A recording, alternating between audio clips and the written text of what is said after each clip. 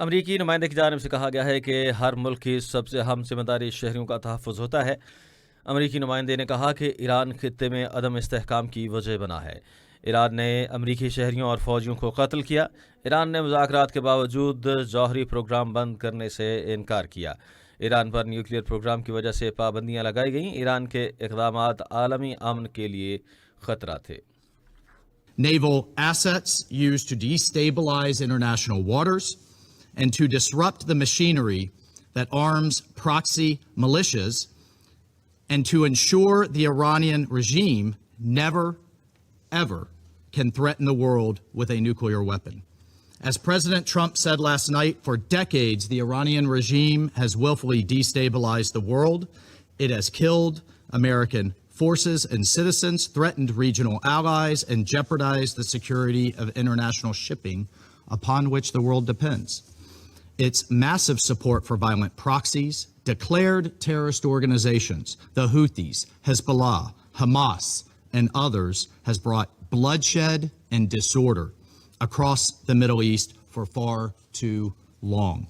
This is not speculation. We know this to be true, and our men and women have paid for the actions of this regime and the IRGC with their lives. No responsible nation can ignore persistent aggression and violence. The regime in Tehran has led attacks that have cost American lives, hundreds of U.S. Marines in Lebanon, thousands of troops in Iraq. American hostage after hostage has suffered. Our ships fired upon dozens of times in the Red Sea. Iran has armed and financed militant organizations that undermine lawful governments and destabilize an already fragile region. Iran's continued pursuit of advanced missile capabilities, coupled with its refusal to abandon nuclear ambitions despite diplomatic opportunities, presents a grave and mounting danger. The international community has long affirmed a simple and necessary principle: Iran cannot have a nuclear weapon. That principle is not a matter of politics, it's a matter of global security, and to that end, the United States is taking lawful actions.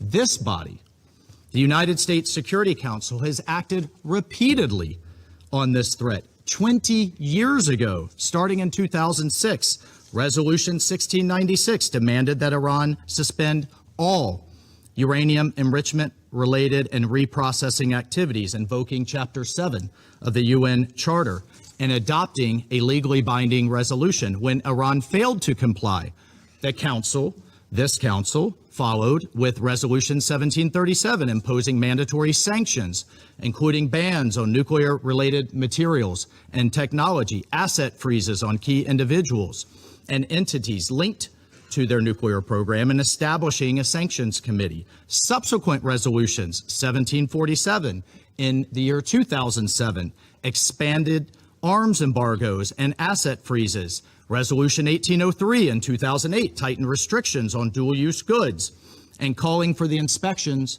of Iranian cargo. Resolution 1835 in 2008 reaffirmed the need for full compliance. And Resolution 1927 in 2010, which was the most comprehensive, banning ballistic missile activities, tightening the conventional arms embargo, targeting the IRGC and shipping lines, and prohibiting new Iranian banking relationships, built a robust multilateral framework to curb Iran's nuclear and missile pursuits. These measures, again adopted under Chapter 7, represented the world's collective judgment that Iran's actions posed a threat to international peace and security. And despite numerous opportunities for an alternative path, Iran remained defiant.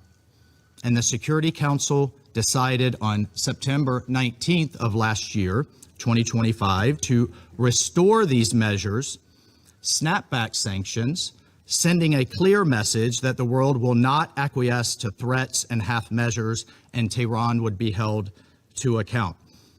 On top of these actions by the UN, American diplomacy was attempted repeatedly and in good faith. President Trump Secretary Rubio, our special envoys, Witkoff and Kushner, were relentlessly dedicated to diplomacy. But diplomacy cannot succeed where there is no genuine willingness to cease aggression, where there is no genuine partner for peace. As President Trump said today, and he spoke directly to the Iranian people, he said, quote, "To the proud, great people of Iran, I saw tonight that the hour of your freedom is at hand. The entire world has witnessed the regime's wholesale slaughter of innocent civilians.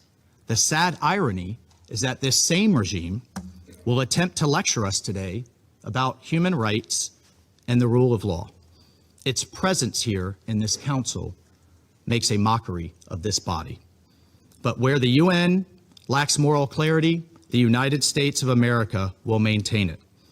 Indiscriminate and unprovoked attacks by the Iranian regime today against our regional partners, Kuwait, the United Arab Emirates, Bahrain, Qatar, Jordan, and others, reinforce precisely why such actions are necessary. The regime has not only struck military assets, but civilian infrastructure as well.